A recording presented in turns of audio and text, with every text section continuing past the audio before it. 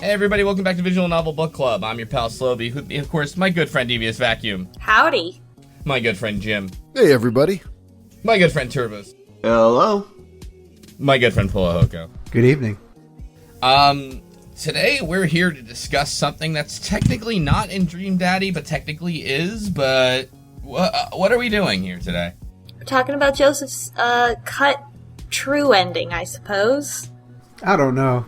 I got thoughts about that. Because, is it really... This would have been the best ending. Like, this would have been the one that you get the most points with him, and this is what happens to you. Mm-hmm. So, a little bit of background on this. This is obviously not in the actual Dream Daddy game, like Slowbeef said. But shortly after this came out, people, disassembled and data mined the game, and were able to find assets pointing to a secret ending, along with an achievement that you just can't get on Steam. Which speaks to, it must have been cut very, very late in the development cycle, like where they were just like, set this variable to false and we're good. I think they're just missing some art assets in one part at the end. Other than that, yeah, they're missing some art assets, and the ending is a little bit funny because of it, because it looks like there's another character you're supposed to meet, and he's almost sort of not existent, but is. Just like half a face at one point. Just like half a face with some white sunglasses or something. Yeah. So, some people reconstructed this ending, not in Dream Daddy itself, because they don't know what engine they did that, but basically they took the script and the assets and made it in RenP. So, gotcha. It is playable, just not through the ways you normally would. Sure. So, I have a question about this one. I remember hearing people being mad about an ending that was taken out. And I don't understand that, because they took it out.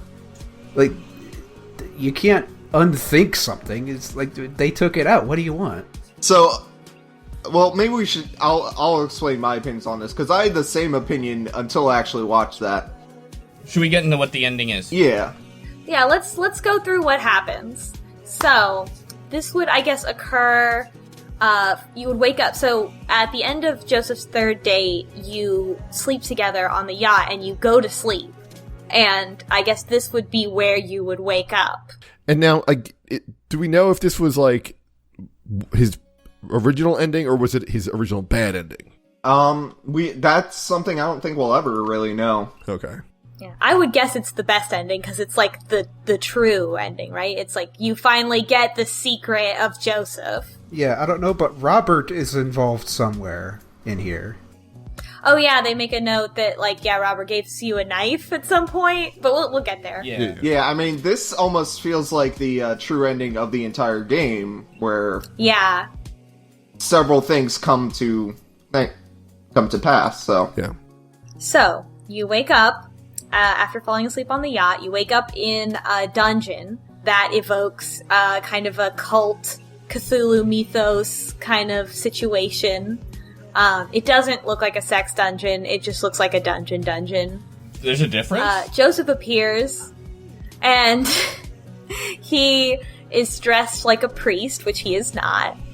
And so there's the whole why are you calling him a priest? He's dressed with in the black with the white collar, and it's a cassock. Yeah, and he's we're tied up or restrained in some way, and Joseph shows up, and he kind of makes jokes about the situation, and he's I am a weirdo, but not a sex weirdo. I'm just doing my job or something like that, and we're what? And he explains to us, well, do you think that this cul-de-sac is all full of single dads just by chance? No, I've had to work really hard to get all these people all in the same place by killing their spouses or driving them to divorce or setting up, all this kind of stuff. So yeah, I do want to point out that from the get-go, there's this really scary music, and Joseph has got these big bags under his eyes and he just looks evil. Like, the game is not cute anymore at this point.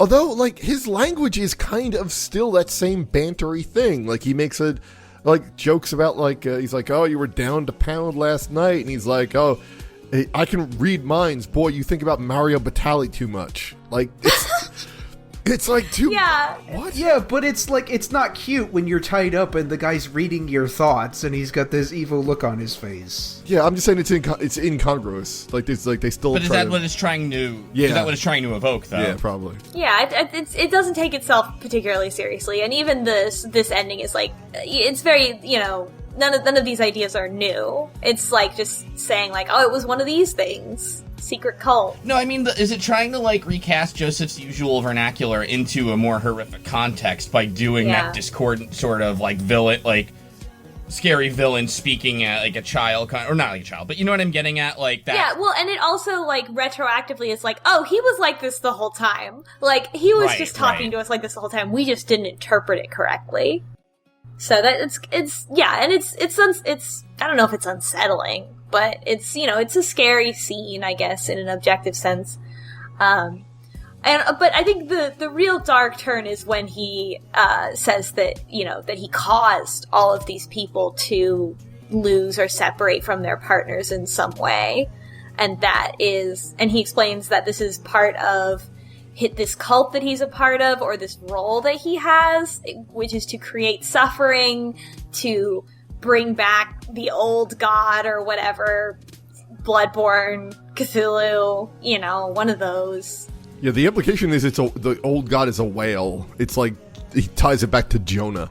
And he also talks about it, he mentioned that his father was a real fire and brimstone type, and he says, that he inherited this role from his father, and that there's tunnels that connect all over the neighborhood so that he can, like, do all this stuff that he's got to do, and it's just a total, like, this whole route, this whole thing has been a setup for this moment to trap you and, I guess, kill you, sacrifice you to this old god. Yeah, and the only thing he says he didn't do was he didn't kill your spouse. He's like, oh, that was just entropy. But he said it would have been funny if he did.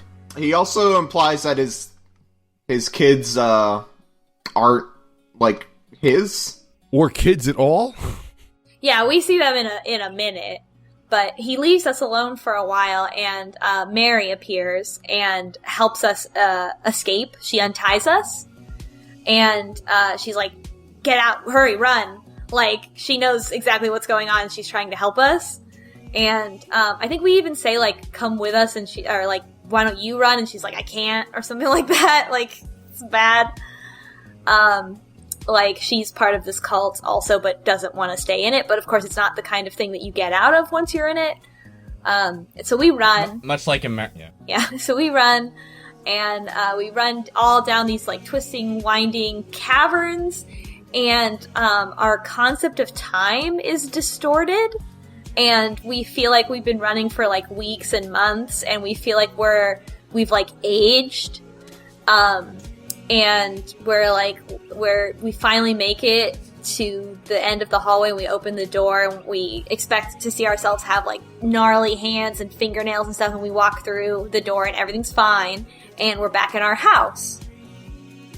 And we're in our house, and Amanda's there, and we're like, oh my god, maybe I just dreamed all of this. I just got really wasted on wine, and we were lost at sea, and Amanda's like, oh, it's, are you okay? Are you okay? And the things that she says are, like, slightly off. Like, instead of word jumbles, you have crosswords in your magazine, and, like, she makes a couple references that are, like, a little bit different, and we're like, what's going on? Like, this isn't, and we go, Amanda, when's your birthday? And she's like, you figured me out, huh? And she turns all scary, and her eyes are dark, and it's Joseph, actually, making us think that we escaped, but we aren't, and we're tied up again. And that was the most unsettling part, for sure. Now, and it's not just that we see Joseph and he is unsettling. It's Amanda, when we figured it out, her eyes turn really black, and the character sprite is actually kind of freaky compared to everything else that you see. Compared to the rest of the game, the whole concept of us, like, hallucinating and Joseph, like, making us hallucinate that we escaped when we really didn't is, like, dissonant in tone. Yeah. I think it was, like, divorced from the context of the rest of the game. It seems like it could be interesting, but it definitely doesn't go with the rest of the game. It's too scary. It sort of undermines the whole thing that we've been doing.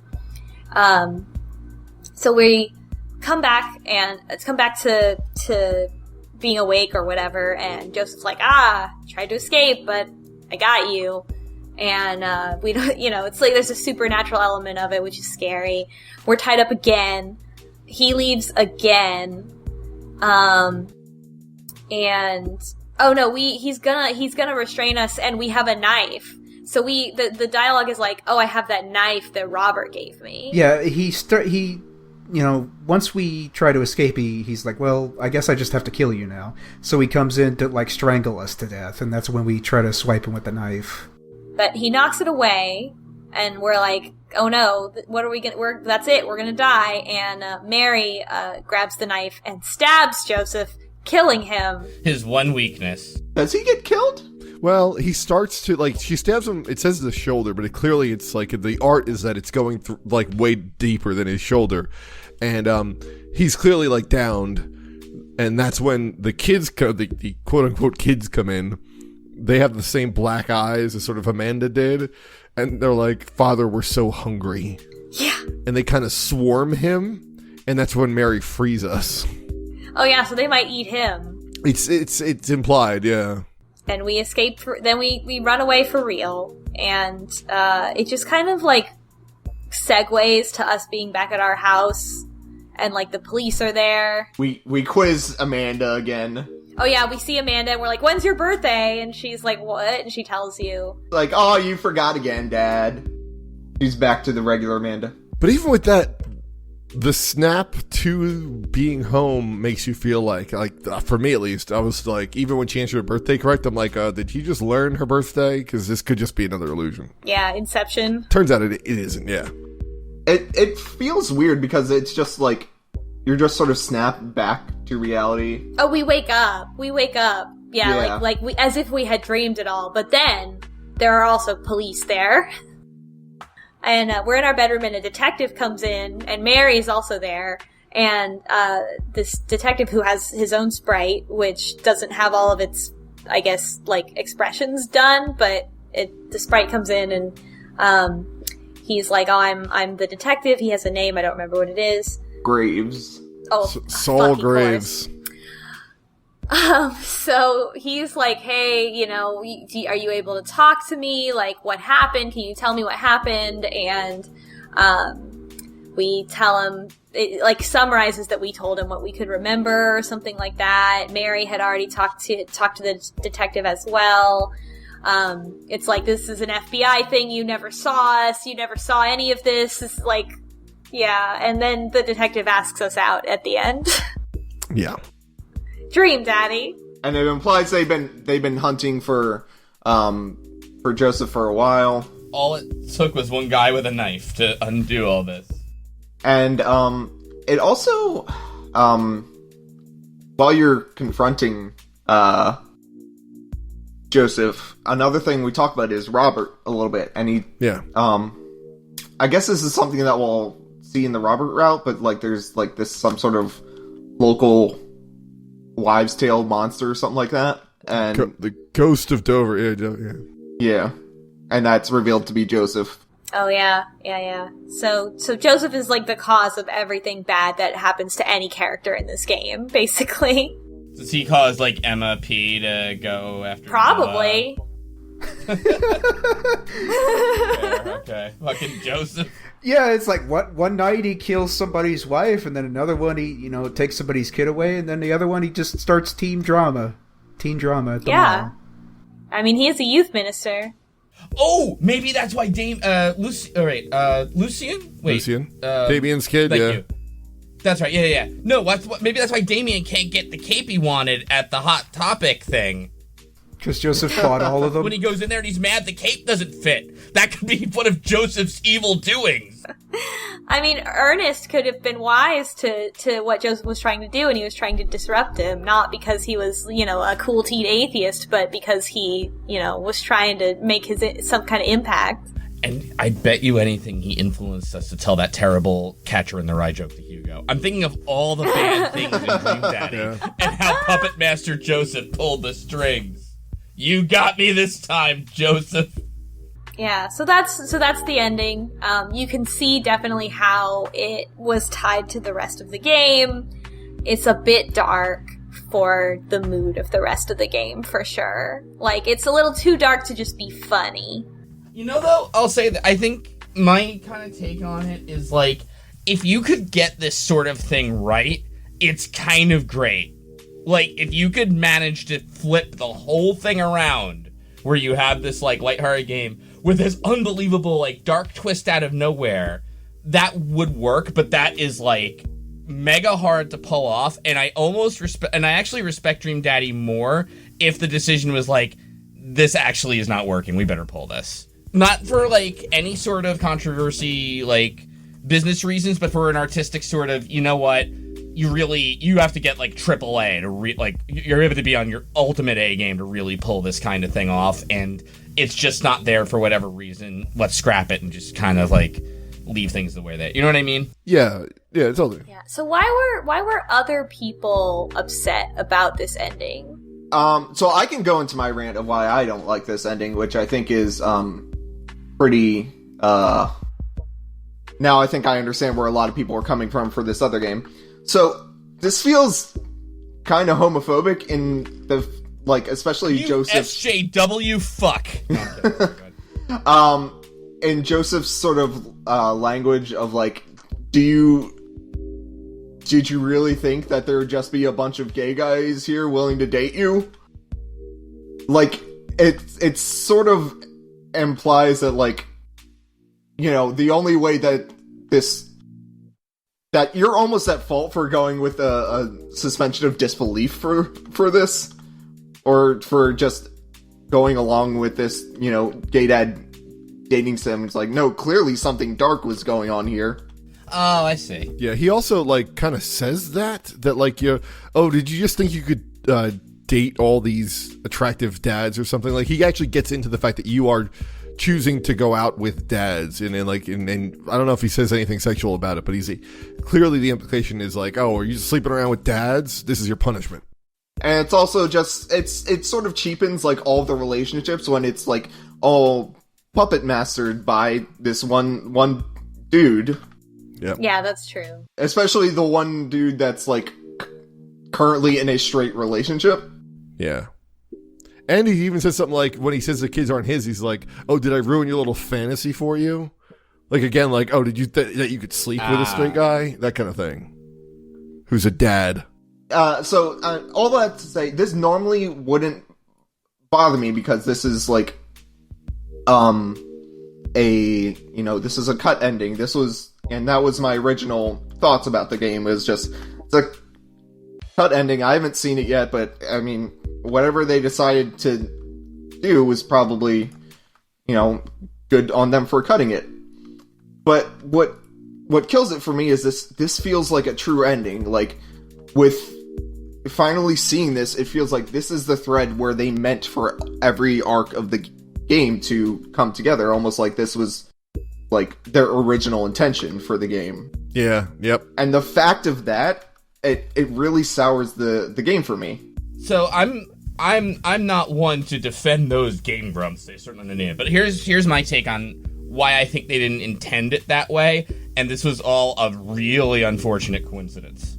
Yeah, I don't think they intended anything. It's just like they realized, like, oops, the larger societal context of what we're doing means that this is more offensive than funny.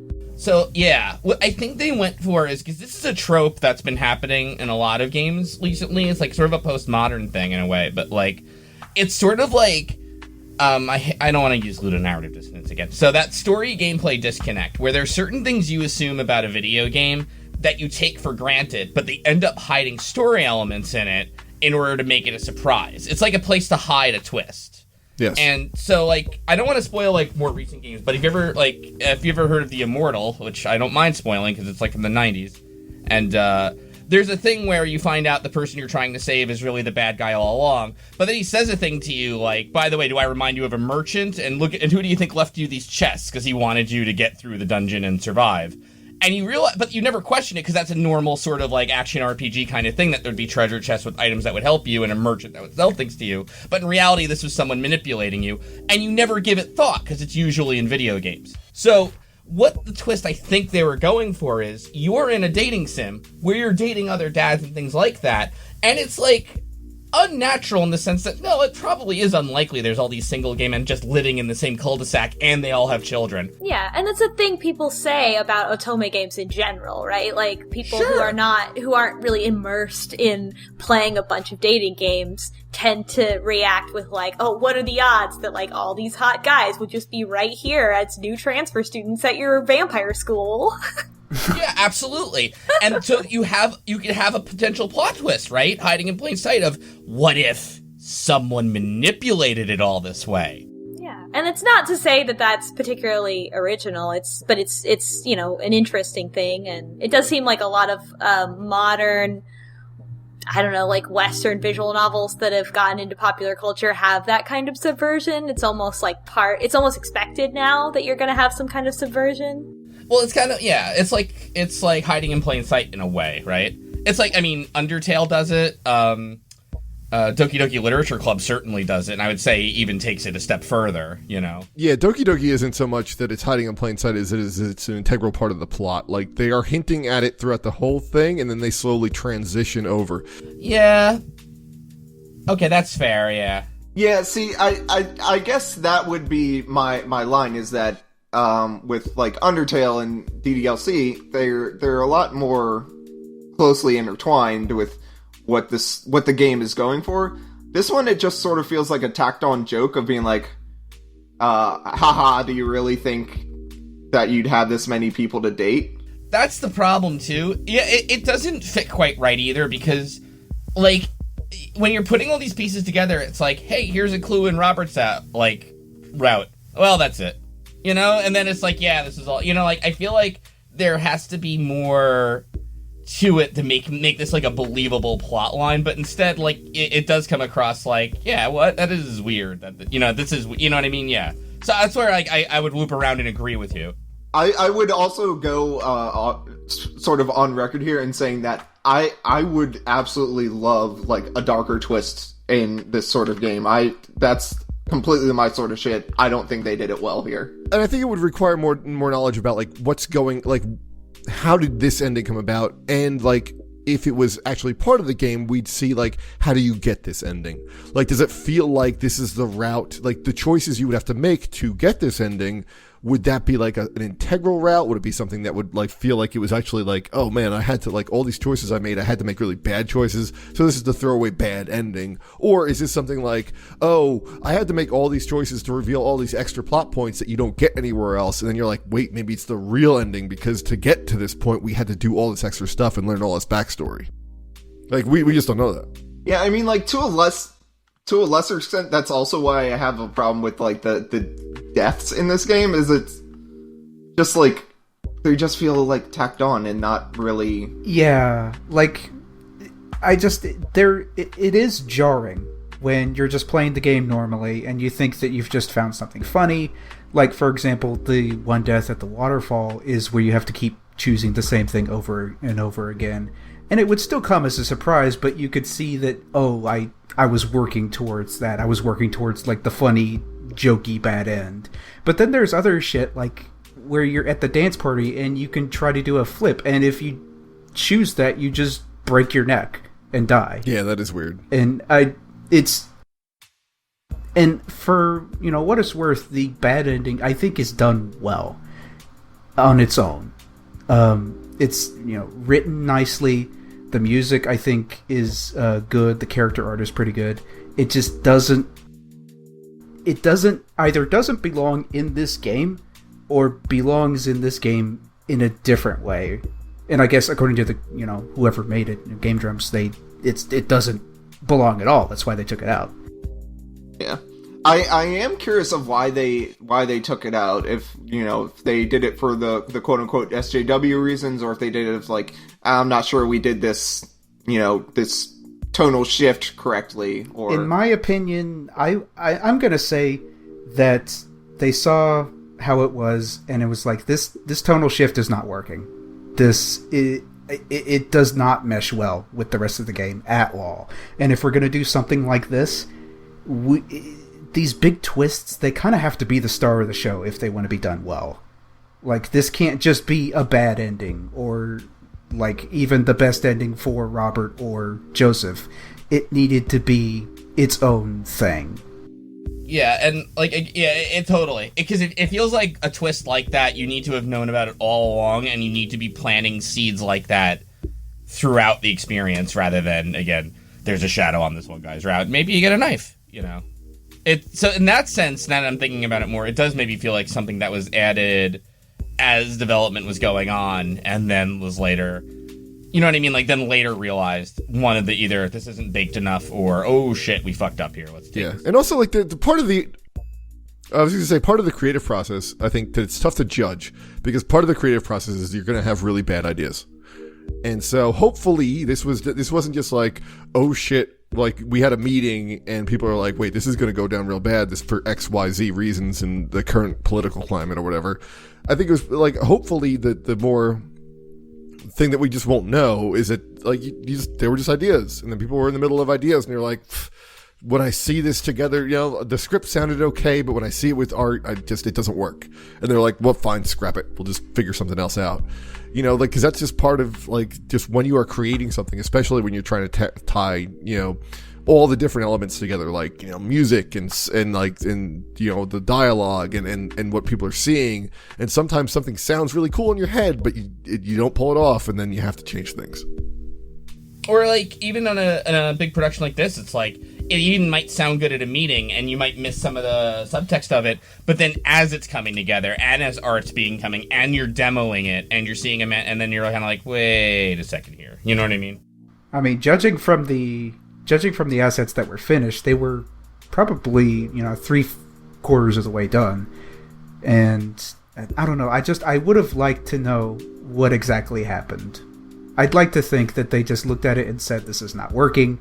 We need to just throw this out. Yeah. And it could also just be a matter of timing. Like, just a lot of times with stuff like this, like, maybe somebody else is, like, doing this part, and they're doing this part, and it's all going on at the same time, so you never see it come together till, like, one point late in the process, and you're like, oh, okay, that's what this is now. And plus, you come to realizations when that stuff happens. Like, somebody could have been working on the music totally separate from everything else. Just like, oh, just give me something creepy. Yeah. Okay. What if one producer was like, you gotta have a dark twist ending, I'm sorry, that's it. And then he got fired toward the end, and they're like, good, now we can take this fucking terrible dark ending out. This makes no sense that we wasted money on this. Can't believe Steve's ending was still in there. Get the hell out of there. Seriously, but you never know, right? And they're not talking about it, because if it was actually that scenario too, they couldn't tell you that, because they don't want to, want to be unprofessional and throw somebody under the bus unless they're, like, awful, but, like, it's like the Wild Wild West spider thing, if you've ever heard of that. Like, this is like this Hollywood story Kevin Smith once told when he was going to direct for Superman movie, and this one producer kept insisting about a giant metallic spider, and he had to somehow write it in. Just like crossing his arms, just pouting. He's like, I want my spider. But that same producer then went on to Wild Wild West, that Will Smith movie, where there's a giant metal spider. And it's like, this guy was really obsessed with giant metal spiders. And as silly as it is, but there really are people, like, in the entertainment industry who are like that. Like, no, I want this element. This is going to sell copies or make the mark. And I'm contributing enough money or investing enough in that you put this in. And then things change and they get moved on to the other project. Like, you just never know. And you can't be like, yeah. And a lot of times it's guys with too much money and not enough, like, expertise. Like, they're like people who aren't talented, who have to justify their role, and they're like, no, but this is my thing. I need the giant spider. I need that. It's like, I'm not just somebody writing you checks. I'm an important person here. I'm part of this. To that guy's credit, the only thing I remember about Wild Wild West is the giant spider. Oh, you don't remember Will Smith's rap for the theme song of it? Oh, well, yeah, I do remember that, too. I'll be honest with you, I only remember Cartman doing it. Wild Wild West.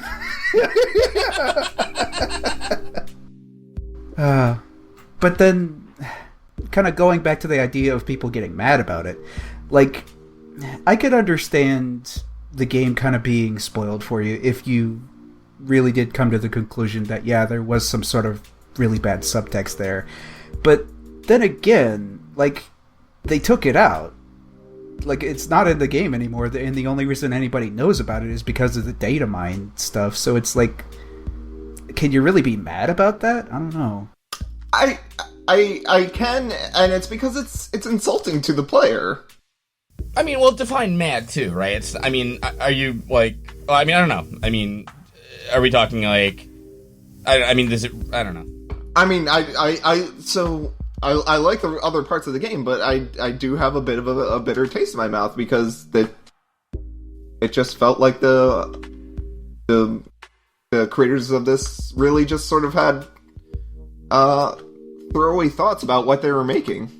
Well, you know what's funny? It's like, I kind of have a weird similar feeling, I feel like, with Indiana Jones, insofar as, like, that was a character I really liked, especially growing up, and I don't know if you've ever heard about the original script for Raiders of the Lost Ark, and the fact that, like, Marion's, like, 14 in it, and it's like... Oh, no, no, canonically she is. She's, like, maybe 15 tops. Yeah. Like, if you do the math, canonically in the Raiders of the Lost Ark, she was a teen and he was probably like in grad school. So speaking of bitter taste in the mouth, yeah, and it's like, it's funny because I love Raiders of the Lost Ark, and it's like, but this thing you can't divorce from anymore, you know, and it's like, man, that kind of sucks, you know, but so whatever.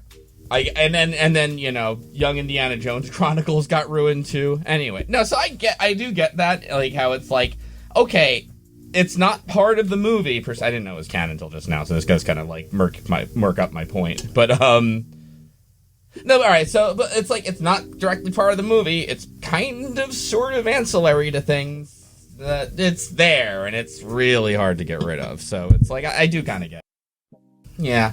I feel like it's one of those things, like, you do wish you knew more about. Like, it might kind of help. I mean, or you tell me, I guess. Like, I don't know, because like, it might kind of help maybe if you find out it was some third-party person who was not involved in the direct making of it, who insisted on it and was enough of an investor, and they couldn't talk them down from it, or they didn't understand the implication, possibly, or I don't know. Yeah, I mean, I would be happy to know that, like, if the people that were mainly involved with this game didn't want to do that, that would be a fantastic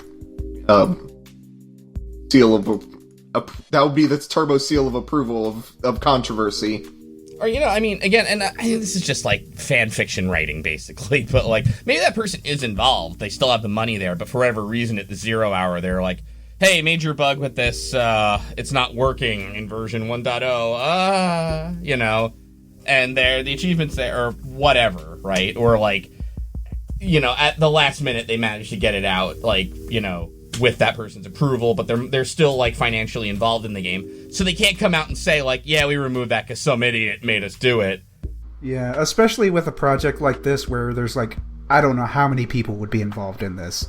Like, artists and musicians, for one. Probably multiple writers, probably multiple people overseeing them. It would be nearly impossible to tie it back to, like, a single point of just the guy in his big cheap suit saying, I want my dark ending. I mean, Occam's razor would say what, right? It's just that, like, this was... I don't think it was planned from the start, the very start of the project, just because if it were, it would have been done very badly.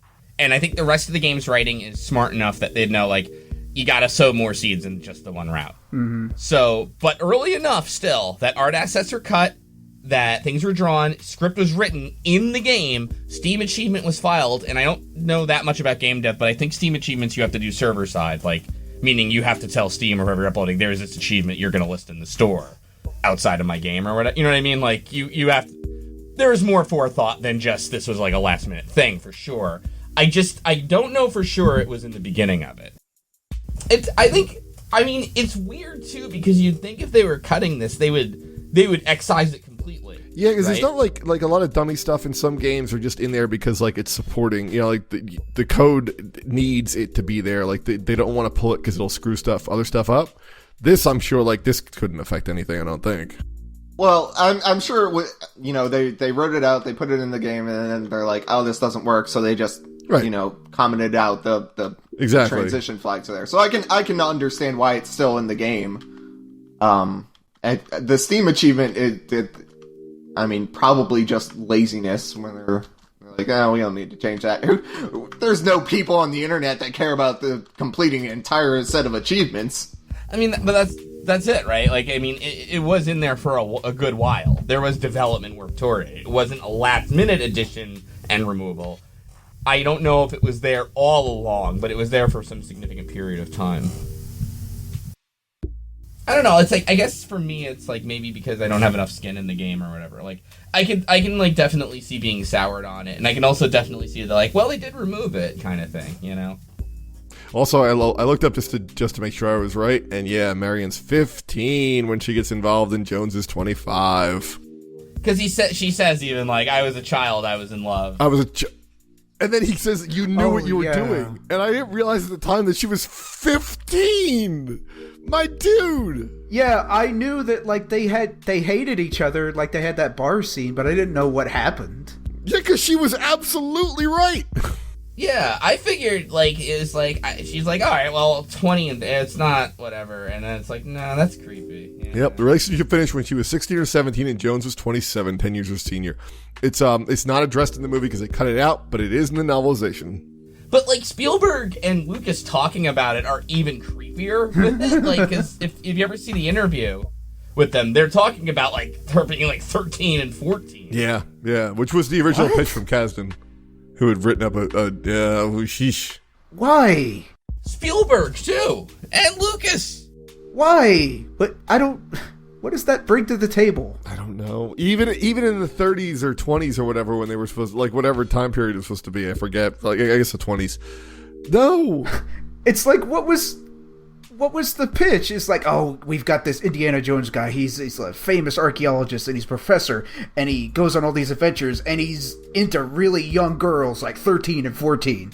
Well, that's the amazing thing, because the way I heard it originally was that, like, Spielberg was like, I would love to direct a James Bond movie, and George Lucas is like, I have something else that's kind of like that. And then somehow there was a little gap, and then that went to, so he's dating a 13-year-old, right? 14, maybe. You know, like, wait a fucking minute, what James Bond movies were you watching? Yeah. You know? Which James Bond is not much of a step up, but at least they're his age. At least they're of age. I don't know. Then there's Goldfinger, and that didn't age well. Alright, what were we talking about? Just to give it our takes on the end. Oh, I mean, I feel like I almost liked it. I feel like if it, without the sort of larger, problematic implications in the real world, where in the real world, it is difficult to be gay, and there is backlash from doing so, culturally. So, if it was a straight romance game, I feel like you could have jumped the shark, no problem, right? It's unfortunate.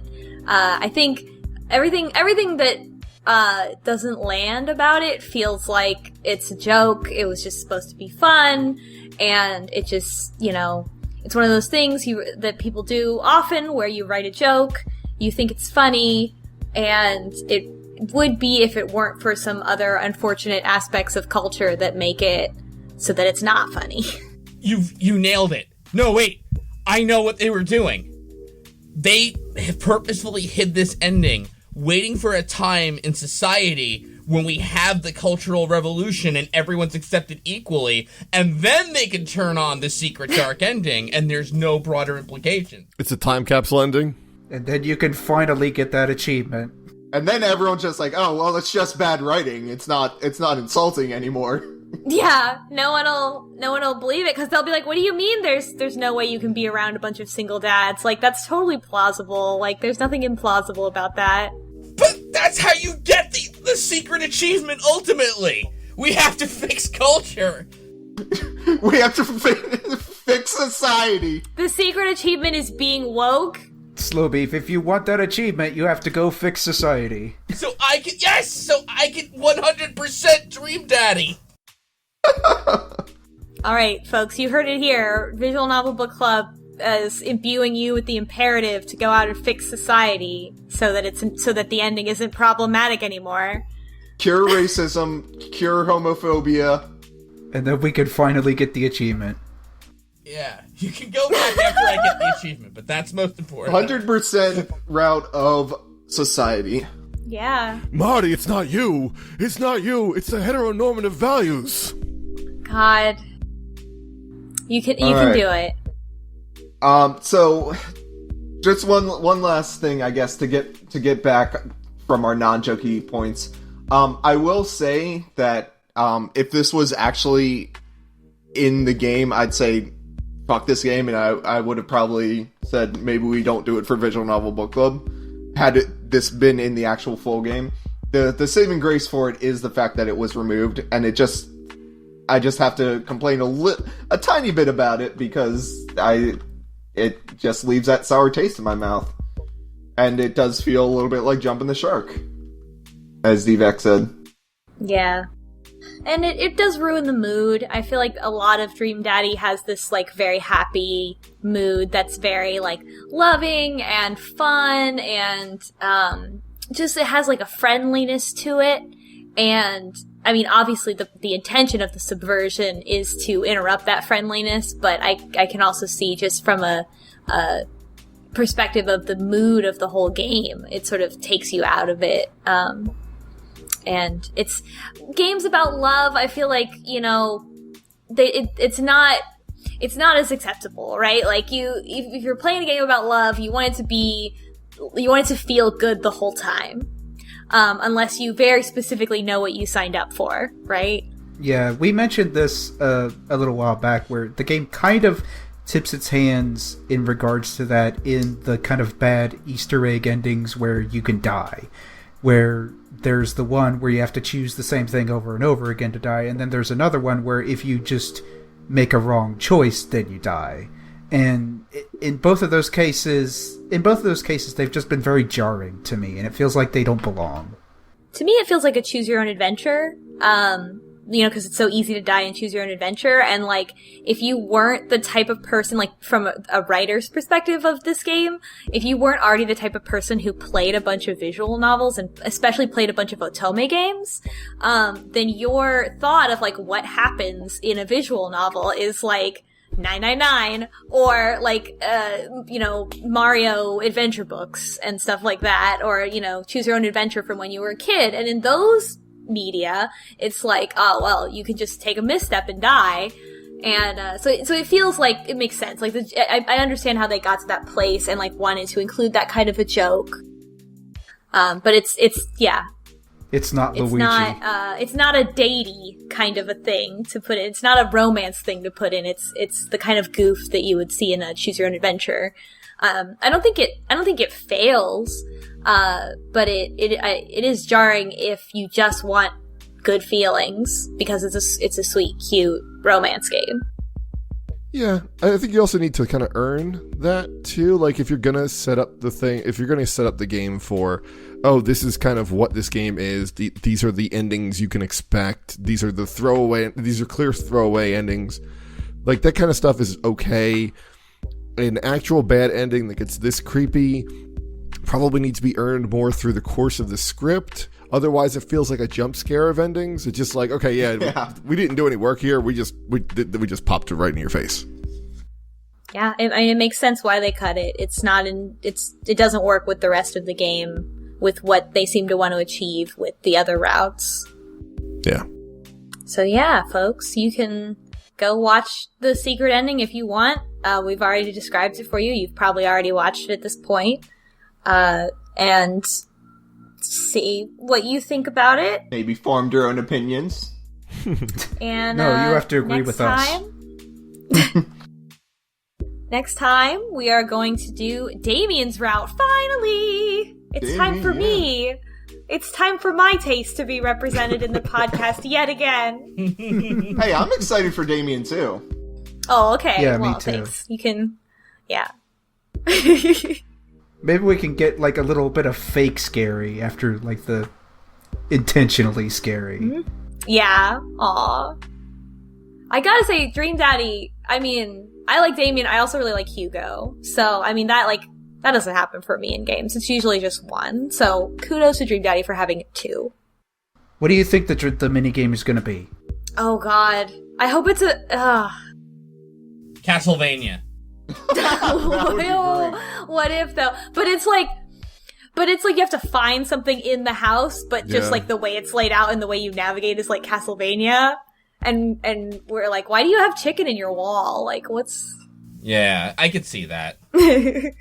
Like a medieval history quiz. Or like, he's like, why did you wreck all my candles? Yeah. That's great. We had to backtrack to Dad Book, and then we found out there was actually a hidden thing, but you couldn't get it until you unlocked this. Oh, and you have to date him upside down afterwards. Yeah. I have to watch Netflix Castlevania. I think he's just a goth. I don't think he's trying to be a real vampire. I don't know. I don't know what's gonna happen. Obviously, Damien has some tension with his son, so something about that. Oh, man. Yeah, you know what? Lucian should have been named Nemad. Good night, folks. See you in the next episode. This has been Visual Novel Book Club. We're sorry.